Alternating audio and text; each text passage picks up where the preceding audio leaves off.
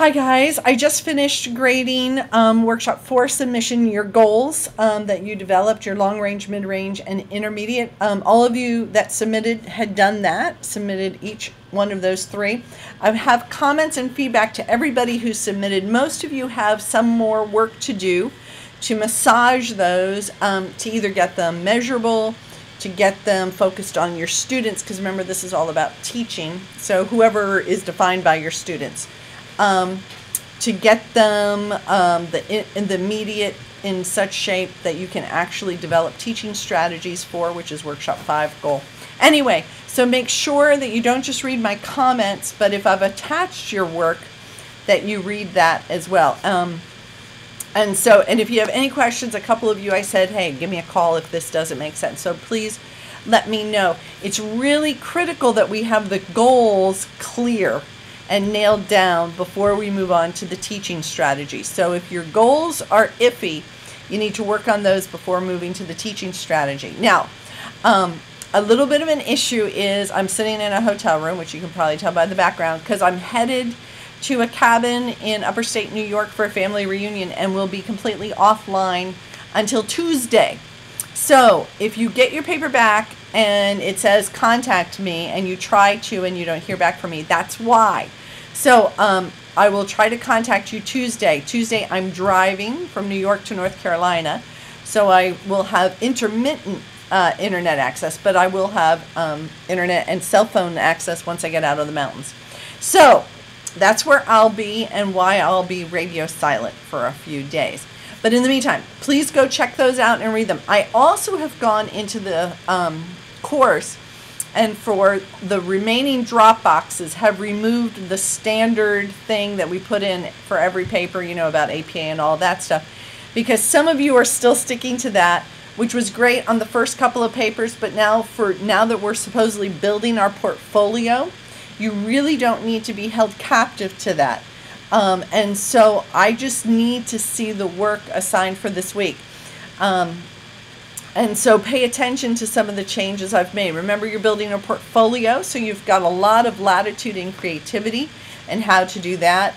Like Chris did a really cool thing with his goals, and he had like bubbles and one coming out, you know, using like the word art out of Word.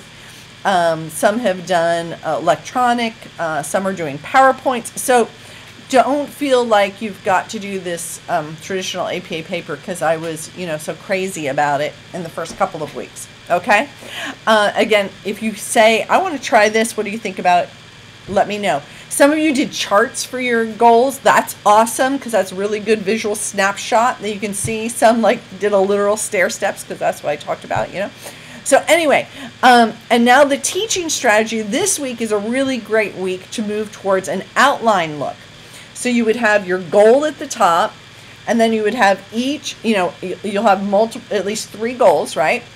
Head, heart, hands, and then you'll have the, you know, what is the theme, what is the scripture passage, you know, all of those things that are listed in 5.3 as an outline under each goal, and then specifically tell me what you're going to do. Tell me what the passage is, etc.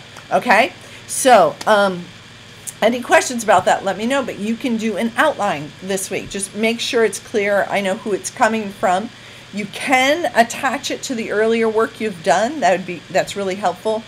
Or you don't have to right now. It's up to you. So if you want to be building it, and say, you know, just start on page 7 or, you know, page 3 for this week, that's up to you.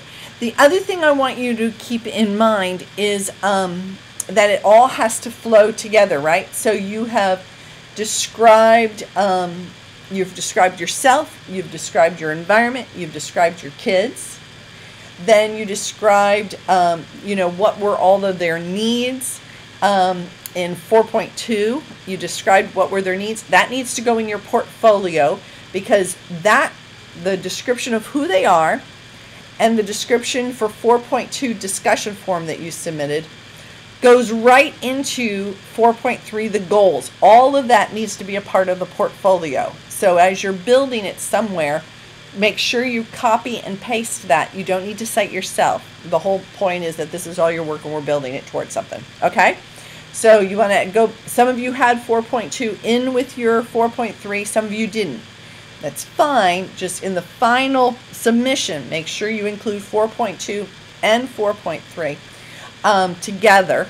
And then this week, obviously, it'll just be 5.3 standalone because of the nature of the other assignments. Okay? Any questions? Let me know. You seem to really enjoy Bloom's taxonomy. Use Bloom's verbs. Use the words in the pyramid. Remember, the goal is for in your lesson to move the students up the pyramid. You can't start at the top with creating. You got to start at the bottom, depending on the age and developmental level, and move them up towards the pyramid. But even our little itty-bitty ones can create. The question is, what can they create, and what does that look like for them? So, Bloom's is a great framework for your lesson when you're thinking about what am I going to do? Well, I want them to remember, I want them to apply, I want them to create, whatever. All of those words from Bloom's taxonomy, that would be a great framework to use. Just not required, but it would be a great one to use. Anyway, okay, go check out your responses from me. Let me know if you have any questions, and I'll look forward to reconnecting with you once I get back into self-service on Tuesday. Enjoy the 4th. Bye-bye.